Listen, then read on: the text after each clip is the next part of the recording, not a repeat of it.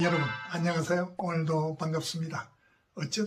정말 어쩌다가 6개국어 구사자라는 타이틀을 얻게 되었습니다. 사실 다중언어 구사자는 시대를 막론하고 낭만의 표상으로 많은 사람들의 동경의 대상이 되어 왔습니다. 유명한 스파이 영화들에서도 주인공이 여러 언어를 자유자재로 구사하면서 신체적 탁월성과 함께 두뇌도 총명하다는 것을 증명하는 수단으로 활용하기도 합니다. 그러면 다중언어라는 용어의 정의가 과연 무엇인지 함께 잠시 살펴보기로 하겠습니다. 자신의 모국어 외에 다른 한 가지의 외국어를 구사할 수 있다면 2개국어 구사자가 되고 영어로는 바이링규얼이라고 부릅니다. 또 자신의 모국어 외에 다른 2가지의 외국어를 구사하게 되는 능력을 가지게 된다면 3개국어 구사자가 되고 영어로는 트라이링규얼이라고 부르게 됩니다. 그런데 흥미로운 것은 4개국어 구사자, 자신의 모국어 외에 다른 3가지의 외국어를 구사할 수 있는 사람들부터는 이를 가리키는 특별한 영어식 명칭은 없고 함께 묶어서 멀티링규얼, 다중언어 구사자라고 부르고 있습니다. 아마 그만큼 4개국어 구사자부터는 그 숫자가 아주 적다는 것을 의미하는 것으로 생각이 됩니다. 또 멀티링규얼과 거의 같은 의미로 사용되고 있는 그리스어에서 유래된 용어로 폴리글로트라는 말도 있습니다. 조금 현학적이고 학문적으로 들릴지 모르겠습니다만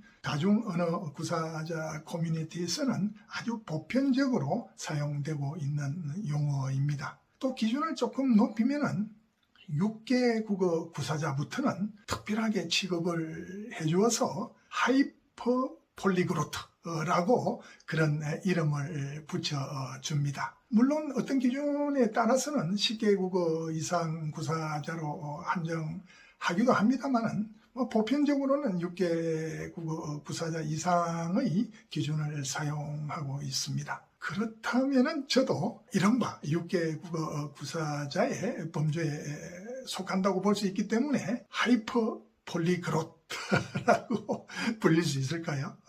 어쨌든 사실 오늘 이야기 드리고자 하는 내용의 주제는 다중언어에 대한 용어의 정의는 아닙니다.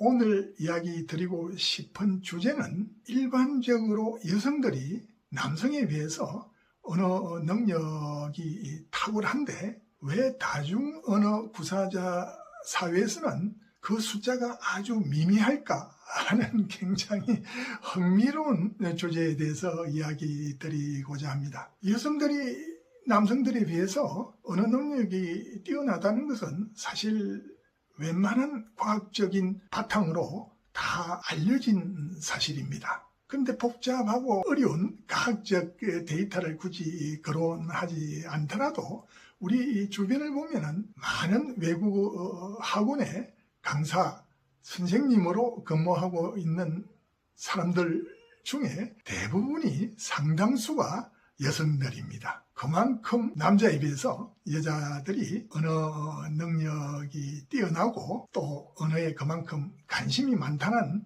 것을 나타내는 뚜렷한 증표가 될 것입니다. 그런데 왜 이렇게 언어 능력이 뛰어난 것으로 알려져 있는 여성들이 정작 다중언어 구사자의 사회에서는 존재감이 거의 없을까요?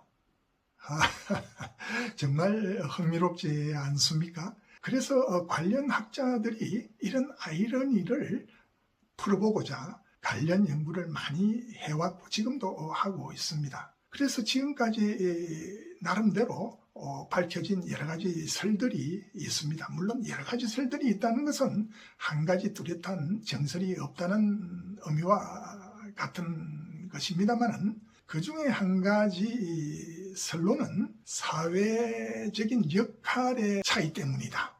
무슨 뜻이냐 하면은 전통적으로 역사적으로 남성들은 주로 국제교육, 외교 같은 업무에 많이 종사를 했기 때문에 그만큼 다중언어 구사라는 필요성을 많이 느끼고 왔고 또 그런 만큼 다중 언어 구사자가 많이 배출이 되었다. 반면 여성들은 상대적으로 국지적인 일에 많이 종사를 했기 때문에 다중 언어 구사에 대한 필요성을 절감하지 못했기 때문에 결과적으로 다중 언어 구사자가 적다. 이런 해석이 있습니다. 또 다른 해석으로는 조금 지엽적이기는 합니다만은 남자들은 과시욕이 좀 있고 남에게 조금 드러내는 성격이 좀 더 강하기 때문에 다중 언어 구사자 커뮤니티에서 자신을 많이 표현하기 때문에 자신의 존재를 부각시키기 위해서 애를 쓰기 때문에 그만큼 여성들에 비해서 많이 존재하는 것처럼 보인다. 이런 해석도 있습니다. 그런데 이 해석보다는 저는 세 번째 해석을 손을 들어주고 싶습니다. 세 번째 해석이 뭐냐 하면은 우리 인류가 초기의 사회를 형성할 때 수렵 채집 사회였습니다. 그러니까 밖에 나가서 사냥을 하고 여러 가지 식량이 될 만한 것을 채집해 와서 가족들을 먹여 살리는 거죠. 그 당시에 수렵 채집의 주된 역할을 남자들이 했습니다. 먹이가 될 짐승을 사냥하고 하나라도 더 식량이 될 만한 것을 채집을 해와서 가족을 살려야 되기 때문에 남보다도 조금 더 많이 수렵하고 채집하는 그런 본능이 남자에게 있다는 거죠.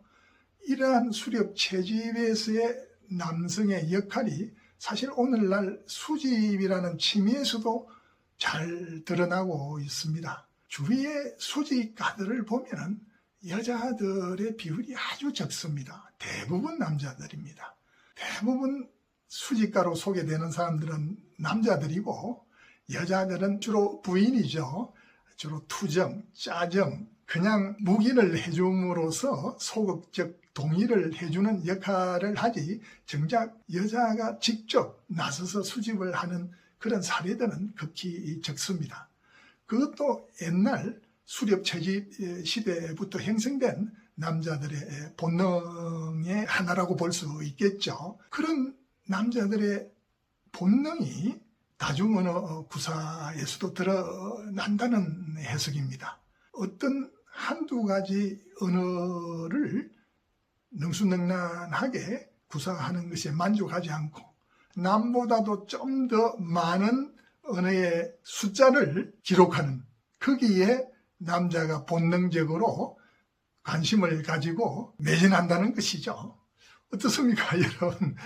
그럴듯합니까? 저는 개인적으로 상당히 논리적으로 좀 타당성이 크다고 생각을 하고 있습니다. 여러분, 오늘도 끝까지 시청해 주시고 같이 함께 해 주셔서 큰 감사를 드리고 구독을 통해서 앞으로도 이런저런 이야기들을 함께 나눌 기회를 갖게 되기를 기대합니다. 감사합니다.